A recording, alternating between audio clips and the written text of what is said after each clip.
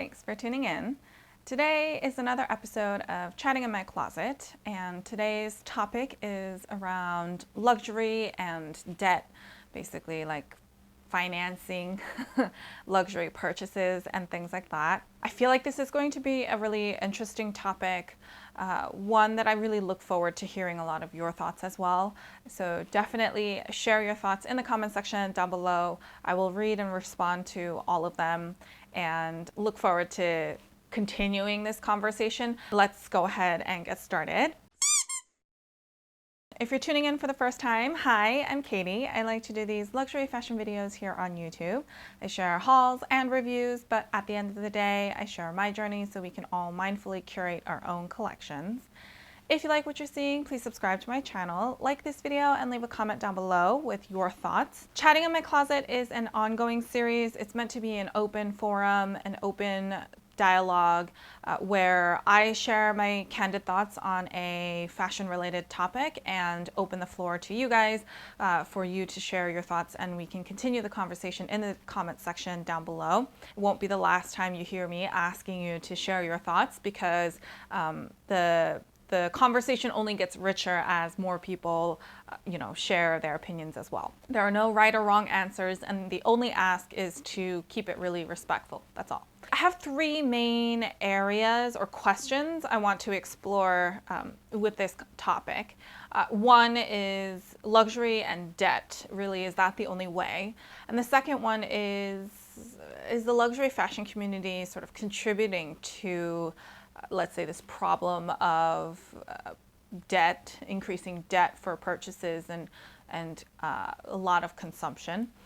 And the third area is, is it really possible for us to get to a place of mindful consumption? So the first area, luxury and like drowning in debt, is that the only way? No, I don't think that's the only way. I think there are a lot of people who purchase responsibly and grow their collections, without losing their financial stability. I feel compelled to have to emphasize that really no luxury item is worth losing your financial stability over. It's not worth overextending yourself. It's not worth spending beyond what you feel comfortable spending to be able to have that item. To me, the definition of luxury is something you don't need. It's not a necessity. Luxury is superfluous. It's extra. It's the cherry on top. It's not worth the stress and the instability you'll experience afterwards.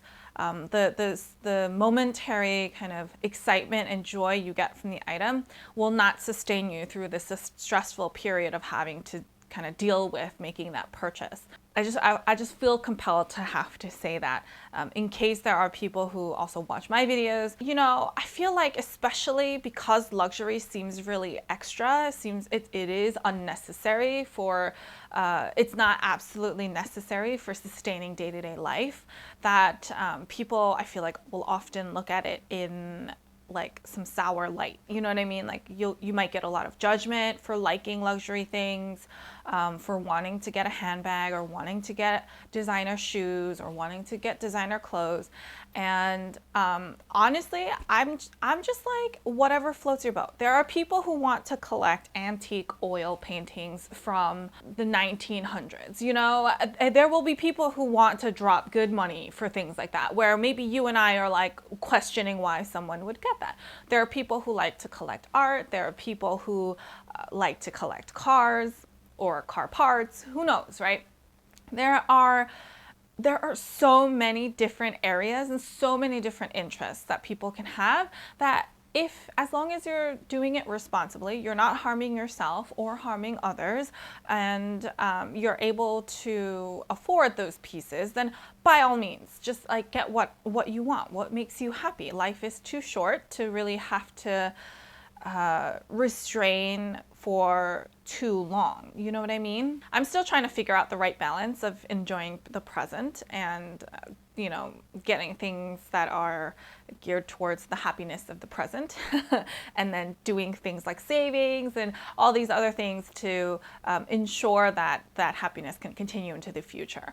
But there's no guarantee of any future for anyone, anywhere. So I don't want to find myself in a place where I feel like I didn't get to enjoy a lot of things or experience a lot of things or try things that would make me happy in my day-to-day, just because I was looking forward to something different or magical happening in the future, because that might not happen.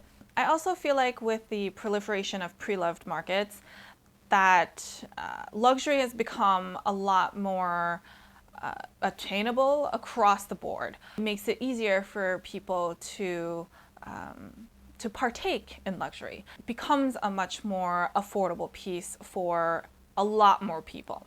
And so just because someone has a luxury piece, I don't think that always means that they're spending beyond their means or they're drowning in debt or anything like that. I think I also need to clarify at this point. I know it's a pretty salacious title, but I am not in debt. I'm not drowning in debt.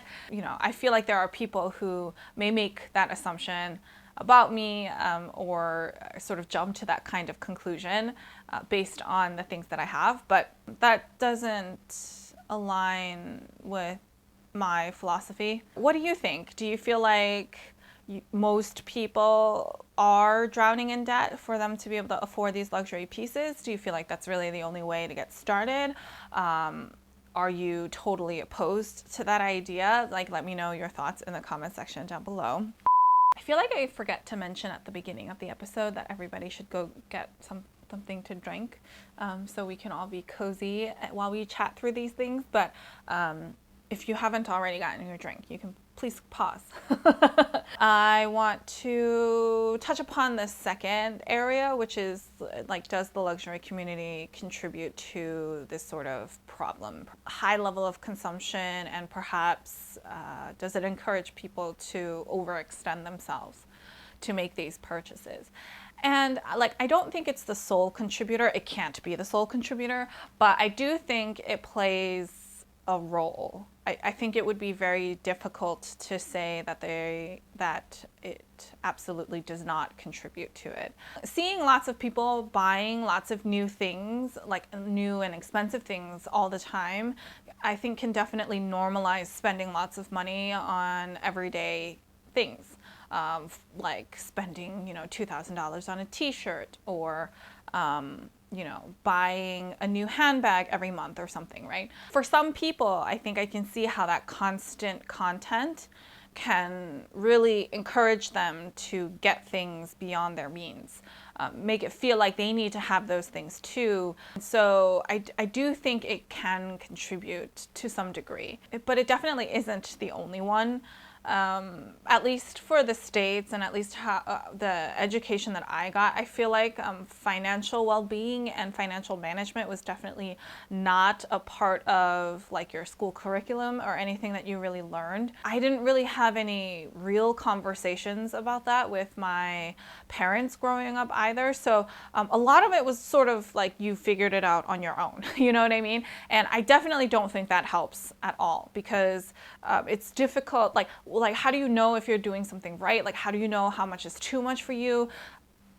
It's all relative. There are no like hard and fast rules by any means, but at least, financial management being a part of like everyday conversation and being a topic that you discussed openly and freely might be different, might raise the general consciousness level around financial management, so that people have the tools that they need to better manage their finances and ensure that they don't overextend themselves. But I also have a question for you guys based on, I don't know, this particular topic got me thinking about a lot of things as well. And recently I've been thinking about a lot of things when it comes to my channel and the content I create and stuff like that. So I want to ask you guys, do you guys feel like I might be contributing to this as well? Do I not message things clearly? Does it feel like I am just constantly showing new things or trying to make you get new things?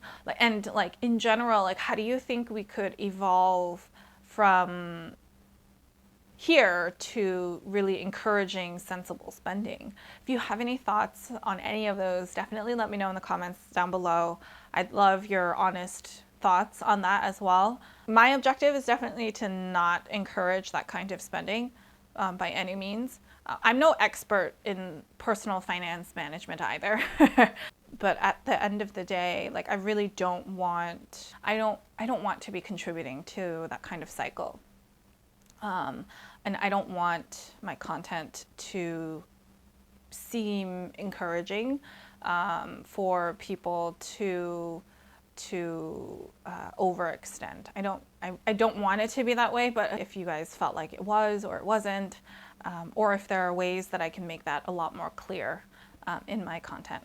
I look at this as a journey, as building a collection. It's not like a one and done thing, and it's not necessarily about enjoying the trends of the moment. It's much more about how can I continuously build upon what I have and augment and enhance it, versus it being like, this is what was really trendy this year, so I needed to get this. And then like next year, the following year, or the following season, like these were the things that were really trendy then. That's another approach to building a collection. Absolutely. I feel like that has some limitations in longevity, which is why I don't want to build things that way or build my collection that way. And that's why I want to share how I'm building it and the things I build and why I add those pieces, so that it becomes a bit like that process becomes more clear for you guys as well. But that leads me to the last area, which is around like, is it really possible for us to all get to a place of really mindful consumption? And I want to say yes. I want to say yes because ultimately that's what I aspire to do.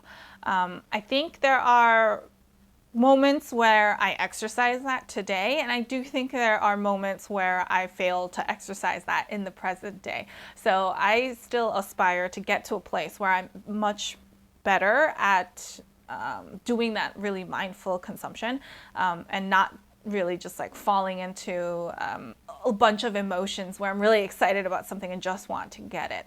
And like I sort of mentioned in my minimalism versus maximalism episode as well, like I don't think it's quite as black and white, and I don't think it's particularly healthy to just try to look at it as just black and white. Like if it's not mindful consumption, that means it's mindless consumption, and that's bad. It's not, right? Like it's definitely going to be a bit of a mix and a balance for everybody, and there might be a different balance that works for everybody. But I do think it's possible for us collectively to really get there, because I think it's more about an approach and like an attitude rather than it being reflected purely by the transactional things that you do, if that makes sense. But I also feel like there are different arcs in our lives, different periods of time where that high level of consumption or higher levels of consumption totally makes sense. You know, it could be a few years into starting your career and you're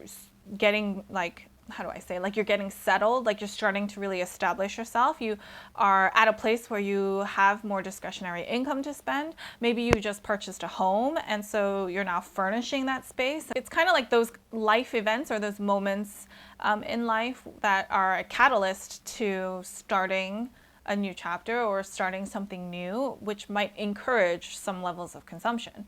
And then there might be different arcs where things are sort of settling down, where you're really at a place where you want to enjoy more of the things that you have, or maybe you're at a place where you need to downsize, you want to downsize. And so you're not so interested in adding more things, but you're interested in actually getting rid of more things, right? Like I feel like those are natural arcs in our lives, natural periods. And personally, I think I find myself in that arc of high levels of spending.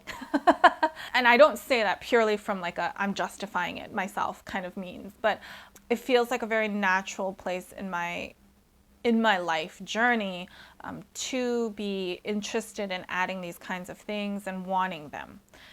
It's natural to me. It's not a reflection of age. It's more just a reflection of like where I am and where I feel in my life. Like this is what I'm interested in doing. So that's that period of life that encompasses that. I feel like I went on a little bit of a tangent there, but anyway, let me know if that made sense to you guys, or if that just sounded like a lot of gibberish. It's okay if you feel like it didn't make any sense. I might try to do a better job in the comments section to summarize what I was trying to say. I guess what I'm really trying to say is that it's probably not going to be forever.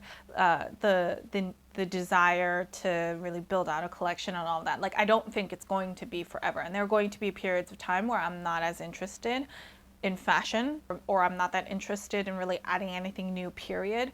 You know what I mean? Like, I see all of that really evolving over time, naturally evolving over time. So now I really want to open up the floor to all of you. What do you think when it comes to luxury and finances and maintaining that lifestyle or not? Do you feel like the luxury fashion community contributes to this problem of overconsumption, or do you feel like it's really encouraging a lot of people to spend beyond their means? Do you think it's possible for us to really get to a place of mindful consumption, whatever that means? Let me know your thoughts in the comment section down below. I'm super eager to read all of them and respond to all of them. And also feel free to respond to any other comments that you see down there. It's really meant to be an open conversation. So if you see something that resonates or makes you react, like, definitely feel free to comment. But I think that's everything for today's episode of Chatting in My Closet. If you have any other topics that you would like to discuss, also leave those in the comment section down below as well. I think I've done close to 20 of these now, and most of the ideas have come from my own mind. So if you have any other topics, I'd definitely like to weave those in as well. If you have any other questions, feel free to leave them down below or head on over to Instagram, and I'd be happy to help however I can. If you like this video and you found it helpful, please give me a thumbs up. I really appreciate all of your feedback and support. If you like this kind of content and you haven't already, please subscribe to my channel. I post new fashion related videos every Sunday and Wednesday. So until next time,